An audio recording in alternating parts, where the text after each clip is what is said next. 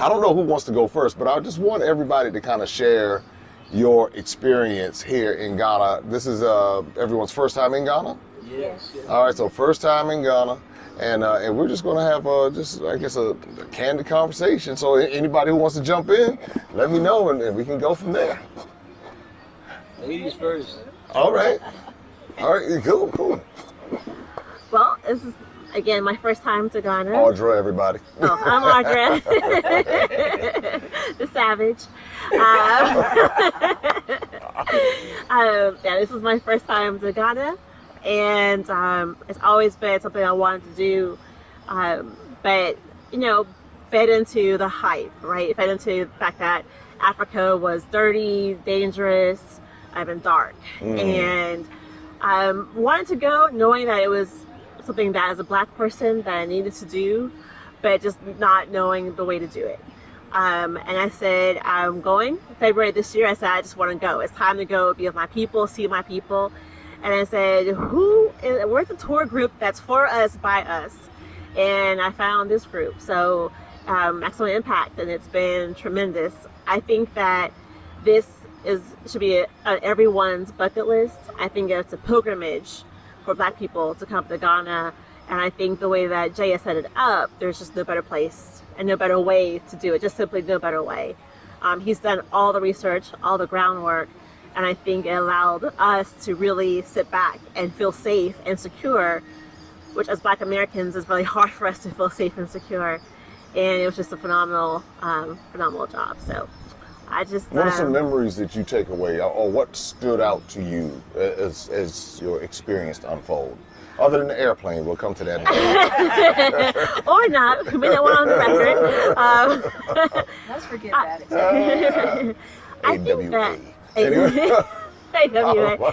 So the most memorable, thinking of the fact that it is a pilgrimage for me as a Black woman, was the experience at the Slave River, and followed by the visit to the slave dungeons. Okay. But I think the way our local tour guide did the Slave River, it set up for a spiritual experience. And I felt the energy, and I felt the spirit shift. And I felt a release in my spirit, which I think will take a long time to release. But the ancestors were there. And we talk about that in the States. We'll say, oh, the ancestors are happy, or you're your ancestors' wildest dreams. We say that, but you feel it. You feel what it was like. And you feel the power that we have as Africans.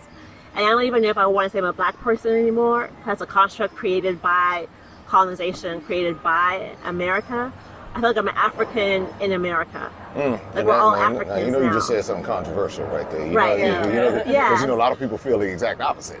Yeah. That we're not Africans. They were not African and they were Black, but they omit that part, that the Black is the part that's the European construct to identify people who came from Africa and were taken to America. But I'm just saying, no, hold on to that. I'm just saying that.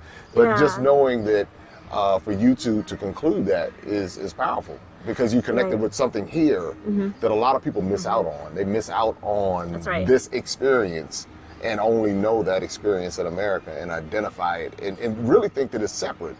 But there's so many connections, and that's what I'm hearing from what you're saying. Absolutely. Like, I used to say that I live in the hyphen. I was going to call, I was thinking of books I'd always write in my mind, call it the hyphen. Hyphen between African and American, because we are uniquely different in America. It is a very particular story, a peculiar institution, one historian called it, of slavery in America.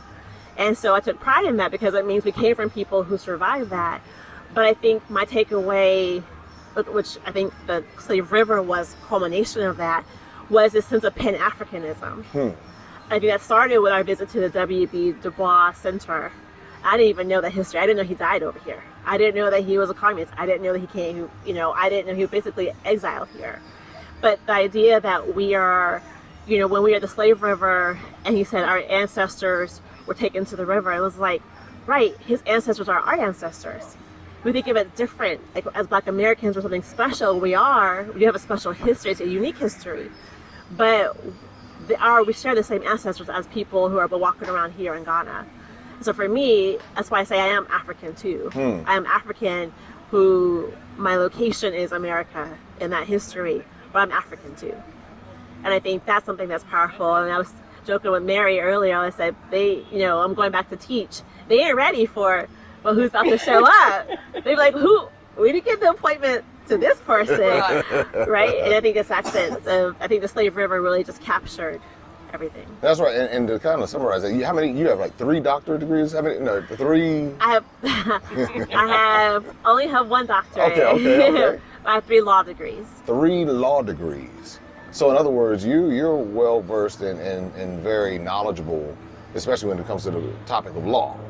Right. And my dissertation was on arguing that racism in America is actually our national religion. And so tracing it back through from the continent and the way the religion was done, and then tracing it to America and saying that the number 1 religion of America is racism. Wow. Now that's not, can people buy that anywhere? Because I know a lot of people turn them into books.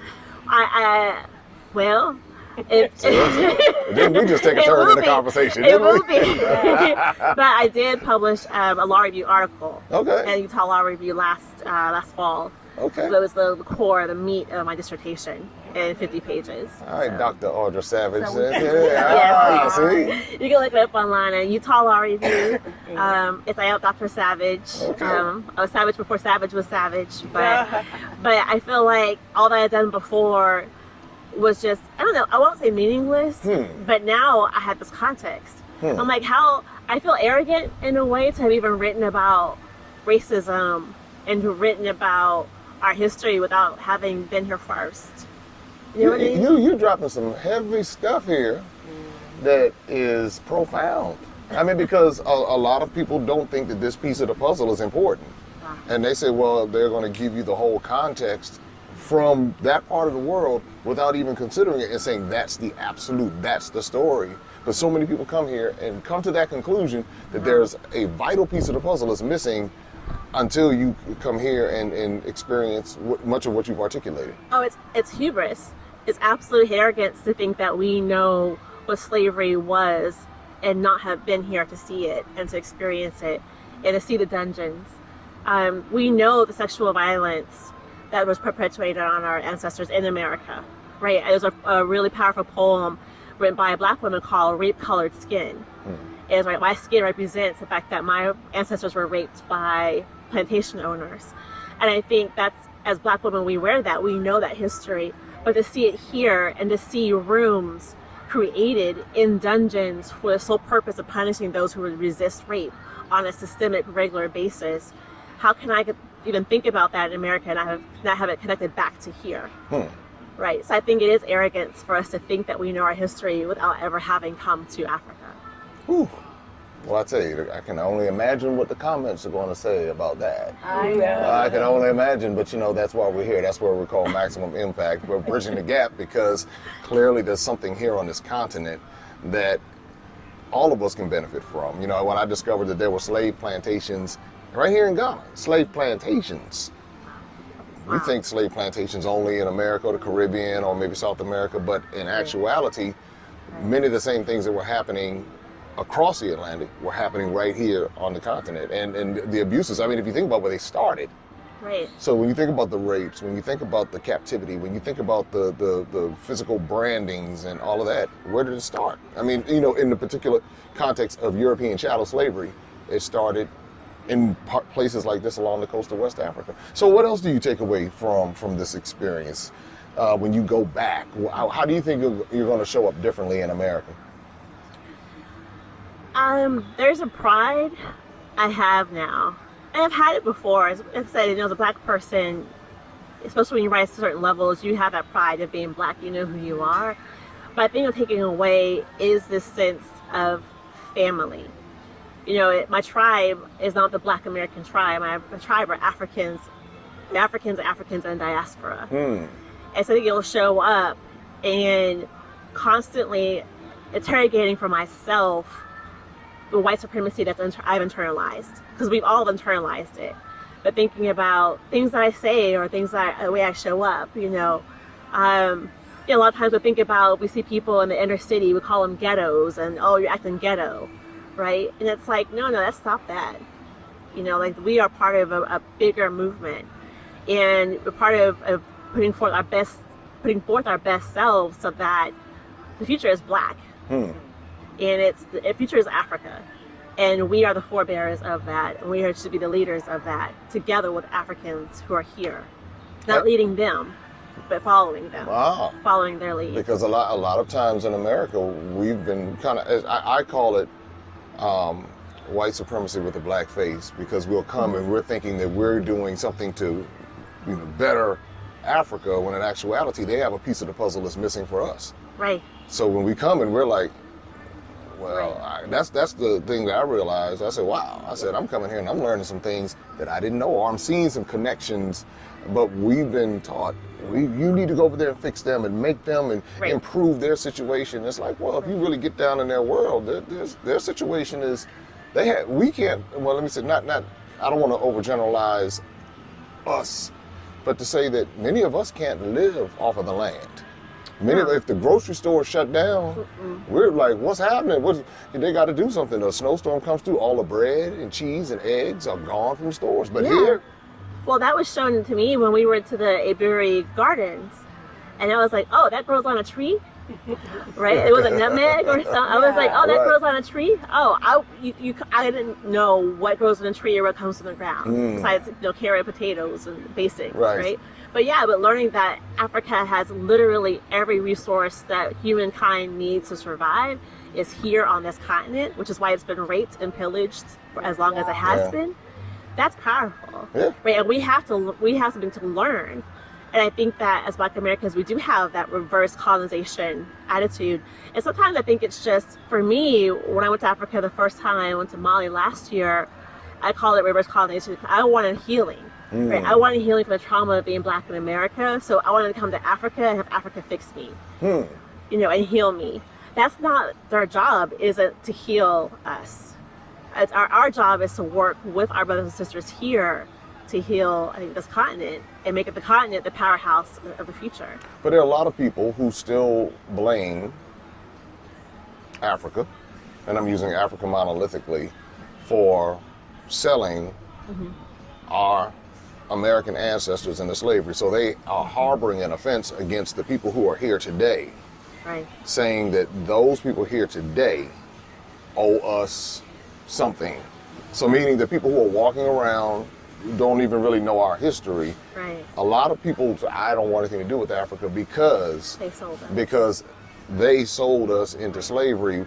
And I think that part, there's a broader context to it. I think that we don't consider that's the thing but what are your thoughts about that? I think that's true, and I think that that's two things. First is they sold us into slavery, and secondly, when Africans come to America, Africans think they're better than us, right? There's an arrogance that sometimes the people, like African immigrants in America, will have and say, well, Black Americans are lazy. And I've heard Africans say that about us. So there is this inner tribal, if you will, this inner race conflict that's there. But I kind of had in the back of my mind, but something that was very profound at the Elmina slave dungeon that he said was that they want to say that the slavery that started in America, slavery that was in America started in Africa, that we did slavery first. And he's like, the slavery, we never had chattel slavery. So even the slavery that was here in Africa was indentured servitude. So you still owned yourself. You just worked off your debt, or if you're a prisoner of war. But the idea that they were chattel, that you're actually in the law, which I know well, as property, that never existed. So for me, I want to question that a little bit further and say, even though our brothers and sisters in Africa sold us into slavery, did they really understand what was happening in terms of chattel slavery? Right? And did they know that it was chattel slavery, not indentured servitude? Right? And so I think even if there is a sense that Africans sold us and we don't want anything to do with them, I think that's wrong-headed, because it has been 400, 500 years, and so we need to bridge that gap. All right. Well, I'll tell you, it gets deep out here. But that's what we need. These are the types of conversations that we need to have so that we can think this stuff through. Because once we understand, and this is one of the things I realized, once we understand how our minds have been conditioned in America to one, see ourselves, but then to see others who are similar to us. And then when you get to come here and understand the hand of imperialism and the hand of colonization, and the British and the French and the Dutch and the Spanish and the Portuguese and the Belgians and the Germans, and you start putting all of this together, it begins to illuminate a story that is really hidden in plain sight. But if there's no interest in wanting to learn it, then sometimes we could end up fighting a battle that we'll never win because we're fighting the wrong battle. And that's why, because what you just did was you broke it down. I watched you process it, even with some of the questions. A lot of people won't take the time to process it. I don't care, I don't like them. But you were like, wait a minute, there's a little bit more to this story. And that's how we as individuals begin to, one, decolonize our own minds, but then that's how we begin to bridge the gap by even caring enough to want to even think about it. So, all right, well, anything that you want to share with anybody who's considering traveling to the continent of Africa? Have you been, did you fear for your life? Were you running from wild dogs? No, no, it took me, I think it was day 2, and I was like, wait a minute, I'm not afraid of gunshots. Yeah. I'm not afraid and we were in the post office earlier today. I shopped a little bit too much. Got that mail stuff I had back. to ship some stuff back. But we were there, and I wasn't afraid someone's going to come in and shoot up the place. I have a mass shooting like we do in America. I wasn't afraid of getting an attitude because of the way I look or someone pushing past me.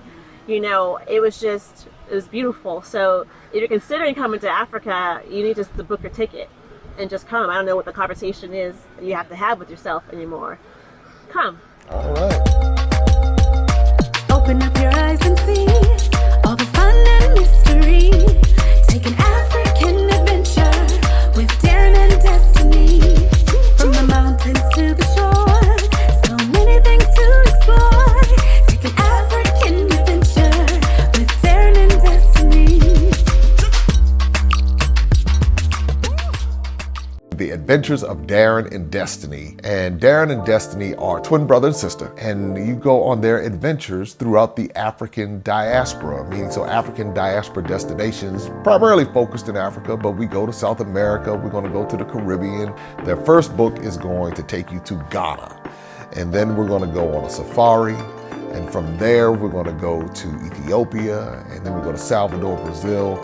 And what the goal is to be able to inspire curiosity in the continent of Africa in our children from a very young age, and to really tell a more accurate story. Most of our children are exposed to negative images, late night infomercials about how bad things are, everybody's sick, everybody's poor, everyone's uneducated, but that's simply not true. So what Darren and Destiny and their family do is they go to different African destinations. They are learning about these different places. You're beginning to see positive images, but still telling the truth. I mean, that's the important thing, to tell the truth about some of the things that have occurred. But it's all done on our children's level so they begin to understand it.